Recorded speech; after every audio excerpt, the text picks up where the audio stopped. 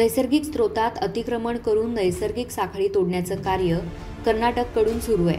कळसा आणि भांडुराचं पाणी मलप्रभेत वळवल्यानंतर खानापूर शहरासह मलप्रभेच्या काठावरच्या गावांना पुराचा धोका तीव्र होणार आहे।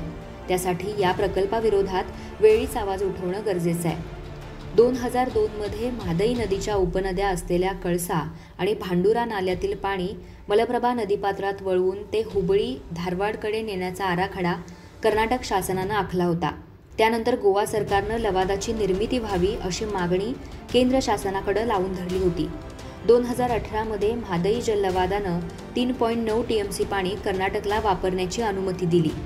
हे सगळं होत असताना कर्नाटक शासनानं भिंती उभारणं, कालव्यांची निर्मिती करणं तसंच कणकुंभीतल्या माऊली मंदिरासमोरची जलकुंड नष्ट करणं अशी कटकारस्थानं सुरूच ठेवली होती। याचा परिणाम म्हणजे त्या भागातील नैसर्गिक जलस्रोत नष्ट झाले। कर्नाटक सरकारनं निवडणुका डोळ्यासमोर ठेवून या प्रकल्पाला हिरवा कंदील दिलाय।